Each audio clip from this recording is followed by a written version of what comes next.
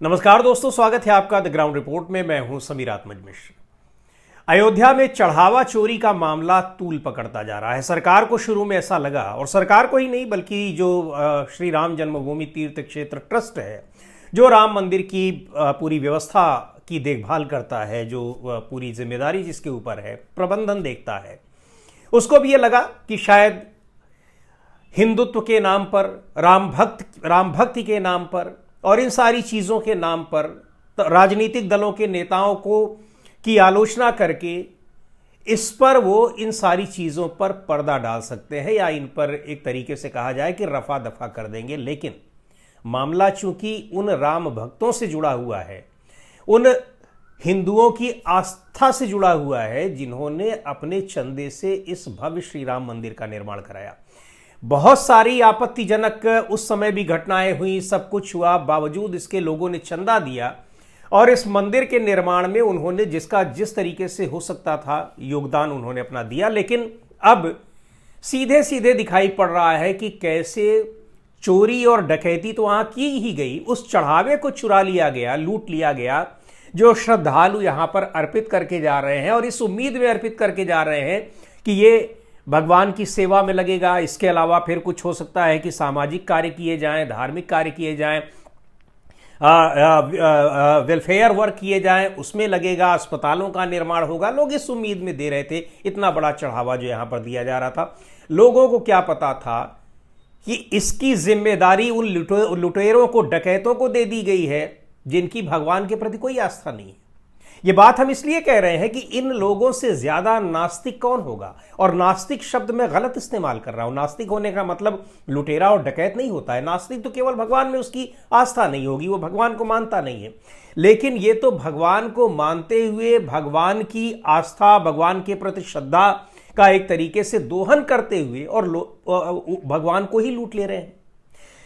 पर जो कुछ भी हुआ है, अब पर्दा डालने की तमाम कोशिशें नाकाम हो रही हैं। पर्दा डालने की कोशिश चाहे केंद्र और राज्य सरकार की हो, और चाहे ट्रस्ट की हो, या फिर इस लूट में शामिल लोगों की हो। चूंकि मामला पूरा पर्दाफाश हो चुका है।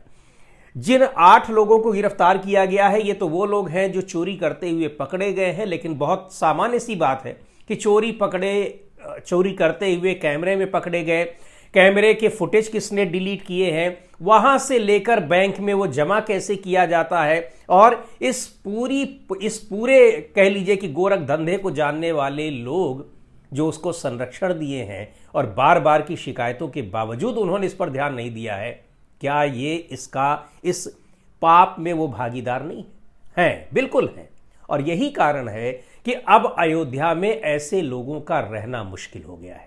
रहना इसलिए मुश्किल हो गया है कि एफआईआर तो नहीं दर्ज की गई उनके खिलाफ, यानी उनको कार्रवाई नहीं की जा रही है। हम बात कर रहे हैं जो ट्रस्ट के 3 मुख्य पदाधिकारी हैं, महासचिव उसके चंपत राय, सबसे ज्यादा उंगलियां उनकी तरफ ही उठ रही हैं, क्योंकि जब से ट्रस्ट बना है तभी से आर्थिक हेराफेरी, जमीन खरीद में हो, चाहे यहां पर चंदा चोरी हो, चाहे निर्माण कार्य के दौरान ठेके हों, उनमें कमीशनबाजी हो, बहुत सारे आरोप उनके ऊपर लगे हुए हैं और अब फिर घिरे हुए हैं। पहला नाम उनका है। दूसरा जो ट्रस्टी हैं और प्रबंधन की काफ़ी कुछ जिम्मेदारी होती है, अनिल मिश्रा हैं, वो अयोध्या के ही रहने वाले हैं। चंपत राय तो बाहर के हैं, और गोपाल राव तीसरे हैं, वो भी बाहर के हैं, और उनके ऊपर भी तमाम जिम्मेदारियां थी। ये 3 ट्रस्ट के सदस्य हैं, मुख्य लोग हैं जिनके ऊपर पूरे मंदिर की व्यवस्था की जिम्मेदारी थी। और 3 लोगों की बिना जानकारी के, बिना सहमति के, बिना भागीदारी के ऐसा बड़ा पाप वहां पर नहीं हो सकता था, वो हुआ है। अब अयोध्या के तमाम वकीलों ने, वहां का जो फैजाबाद बार एसोसिएशन है, चूंकि आपको बता दें कि अयोध्या शहर का नाम अयोध्या कस्बा था, पहले वो फैजाबाद जिले में आता था, तो फैजाबाद में ही अयोध्या भी था। बाद में जिले का नाम बदल दिया गया, अयोध्या हो गया। लेकिन तमाम जो बहुत सारे संस्थान हैं वो अभी भी, या यहाँ तक कि जो लोकसभा सीट है वो भी अभी फैजाबाद ही है। तो फैजाबाद बार एसोसिएशन ने कल एक बड़ी बैठक की और उसमें साफ तौर पर कहा गया कि ये जो मुख्य अभियुक्त हैं, या जो चोरी करते हुए पकड़े गए हैं, जिनके खिलाफ एफआईआर हुई है, जो जेल गए हैं, इनका मुकदमा फैजाबाद कचहरी में, कोर्ट में कोई नहीं लड़ेगा, कोई भी वकील नहीं लड़ेगा। इसका जो उल्लंघन करेगा उसके ऊपर 5 लाख रुपए का फाइन लगाया जाएगा। ये बहुत बड़ी बात है, और बहुत बड़ी बात इसलिए हम कह रहे हैं कि ये वो बार एसोसिएशन है जहां मतलब आप समझ सकते हैं कि लगभग सब नहीं तो 80% उसके जो सदस्य होंगे, मेंबर होंगे या वकील होंगे, वो सारे के सारे इस कहीं ना कहीं राम मंदिर निर्माण से भी जुड़े हैं, बहुत सारे राम मंदिर आंदोलन से भी जुड़े रहे। आस्था तो सबकी जो नहीं भी जुड़ा रहा होगा, लेकिन अगर हिंदू धर्म को मानने वाला है तो भगवान राम के प्रति उसकी भी आस्था रही होगी, इसलिए इसका महत्व है। और उनकी आस्था किस तरीके से यहां पर आहत हुई है उससे ये साफ पता चलता है। और कल जिस तरह से जब बैठक के दौरान ये बातें हो रही थी, ये फैसला सुनाया जा रहा था, उसके मीटिंग जब हो रही थी, उससे समझ में आ रहा है कि वहां पर लोगों के भीतर कितनी नाराजगी है। ये तो एक फैसला हुआ है कि इन तीनों, ये 8 व्यक्तियों का कोई मुकदमा वहां पर नहीं लड़ेगा। एक और बड़ा फैसला किया गया है कि 3 दिन के भीतर चंपत राय, अनिल मिश्रा और ये गोपाल राव, जो 3 सबसे बड़े कल्प्रिट माने जा रहे हैं लोगों की निगाह में, अभी वो सरकार की निगाह में, कानून की निगाह में माने जा रहे हो या ना माने जा रहे हो, लेकिन अयोध्या की जो जनता है उसकी निगाह में सबसे बड़े अपराधी यही 3 लोग हैं। अगर ये 3 लोग अयोध्या छोड़कर नहीं चले जाते हैं तो पूरी अयोध्या को जाम कर दिया जाएगा। ये उन लोगों ने चेतावनी दी है। प्रशासन के हाथ पैर फूल रहे हैं, और प्रशासन क्या कर रहा है, सरकार क्या कर रही है, इसका नतीजा भी आप देख सकते हैं। पहले एक बार हम उनको सुनते हैं। अयोध्या के विधायक रह चुके हैं, समाजवादी पार्टी के नेता हैं और मंत्री भी रहे हैं उत्तर प्रदेश सरकार में। उनका नाम है पवन पांडे। पवन पांडे ने ही सबसे पहले जमीन घोटाले की चर्चा भी की थी, और अभी इस उन्हीं की खबर के बाद अखिलेश यादव ने ट्वीट किया और यह मामला तूल पकड़ गया जो चढ़ावा चोरी किया गया है। एक बार उनको सुनते हैं वो क्या कह रहे हैं। सादर प्रणाम। आज सारे अखबारों में प्रमुखता से खबर छपी है कि ट्रस्ट के महासचिव चंपत राय जी ने और ट्रस्टी अनिल मिश्रा ने इस्तीफा दे दिया। सारे मीडिया के चैनलों पे भी कल से चल रहा है कि चंपत राय और अनिल मिश्रा ने इस्तीफा दे दिया। और उसके बाद ट्रस्ट के कोषाध्यक्ष गोविंद देवगिरी महाराज ने जो पत्र जारी किया है उस पर उन्होंने लिखा है कि चंपत राय और अनिल मिश्रा जी का इस्तीफा प्राप्त हुआ और 11 जुलाई की बैठक में उस पर विचार किया जाएगा। तो सोचिए किस तरह से इन लोगों ने राम मंदिर को लूटने के बाद, मर्यादा पुरुषोत्तम प्रभु श्री राम के मंदिर में डकैती करने के बाद, 140 करोड़ लोगों की आस्था को लूटने के बाद किस तरह से जनता को गुमराह कर रहे हैं। मेरा सवाल यह है कि चंपत राय जी ने अगर इस्तीफा दिया, अनिल मिश्रा जी ने इस्तीफा दिया है, तो इस्तीफा सार्वजनिक क्यों नहीं किया जा रहा है? किसको संबोधित करते हुए इस्तीफा दिया है? ट्रस्ट के अध्यक्ष को, माननीय प्रधानमंत्री जी को, माननीय मुख्यमंत्री जी को, या ट्रस्ट के किसी सदस्य को, या एसआईटी कमेटी को? किसको चंपत राय जी ने, अनिल मिश्रा जी ने अपना इस्तीफा सौंपा है? किसको संबोधित करते हुए सौंपा है? यह इस्तीफा सामने आना चाहिए। आज 140 करोड़ भारतीय अयोध्यावासी जानना चाहते हैं कि चंपत राय जी का, अनिल मिश्रा जी का इस्तीफा कहां है? राम मंदिर में डकैती, 140 करोड़ लोगों की आस्था से खिलवाड़ करने के बाद यह इस्तीफा क्यों नहीं सार्वजनिक किया जा रहा है? अगर इस्तीफा दिया है तो किसको संबोधित करते हुए दिया है? इस्तीफा किसके पास है? हमारी मांग है वो इस्तीफा सार्वजनिक किया जाए। 140 करोड़ भारतीयों के सामने इस्तीफा आना चाहिए। धन्यवाद। तो ये पवन पांडे हैं। और इसी तरीके से अब सरकार क्या कर रही है, जब से अवध ये फैजाबाद बार एसोसिएशन के लोगों ने ये फैसला किया है कि इनका मुकदमा लड़ेगा कोई तो उनके खिलाफ एक्शन लिया जाएगा, कोई नहीं लड़ेगा 5 लाख रुपए का फाइन। और ये तीनों जो मुख्य अभियुक्त हैं बताए जा रहे हैं, जो सरकार की निगाह में भले नहीं है लेकिन वहां की जनता की निगाह में है, यानी चंपत राय, अनिल मिश्रा और गोपाल राव, ये शहर छोड़कर, अयोध्या छोड़कर नहीं चले जाते हैं तो पूरी अयोध्या को जाम कर दिया जाएगा। इस चेतावनी के बाद हाथ पैर फूले हुए हैं सरकार के, प्रशासन के।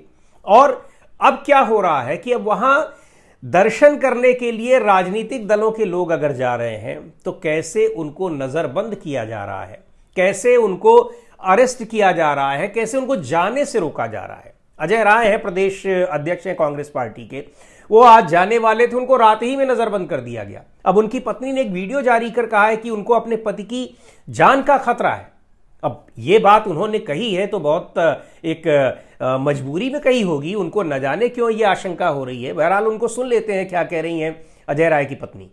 कांग्रेस प्रदेश अध्यक्ष अजय राय जी की धर्मपत्नी आज हमारे पति चंदा चोरी मुद्दे को उठाने के लिए अयोध्या गए हुए हैं और कल उनको जनप्रतिनिधियों के साथ दर्शन करना था, लेकिन आज ही अयोध्या के होटल में रुके थे, वहाँ उनको गिरफ्तार कर लिया गया है और उनको कहाँ लेके गया गया है ये तो परिवार वालों को नहीं बताया गया है।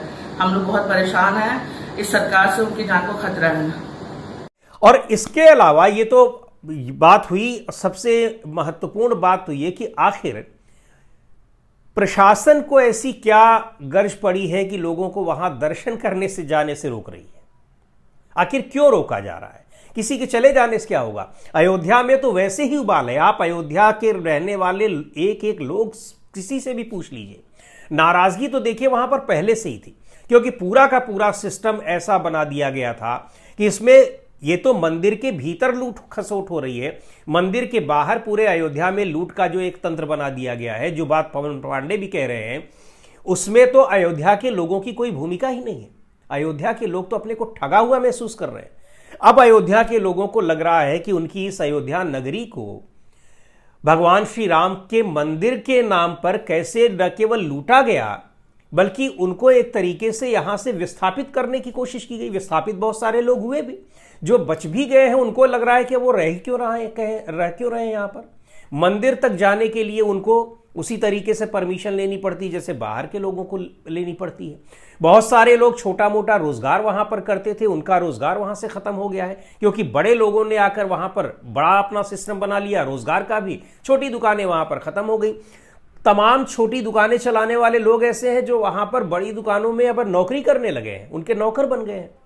तो इन सारी चीजों को लेकर वहां नाराजगी और गुस्सा तो पहले से ही था, और अब चढ़ावा चोरी की इस घटना ने एकदम उबाल कर रख दिया है। इस भीषण गर्मी तो वैसे ही पड़ रही है, लेकिन इस भीषण गर्मी जो ये आर्थिक पाप किया गया है भगवान श्री राम के मंदिर के भीतर, और लोगों की आस्थाओं को जिस तरीके से लूटा गया है, उसको लेकर अयोध्या में इस समय जबरदस्त नाराजगी है, लोगों में गुस्सा है। और देखना अब यह है कि क्या अब वास्तव में जो चेतावनी दी है वहां के वकीलों ने, और एक बात और बता दें, ये वकीलों की चेतावनी तो एक प्रतीकात्मक है।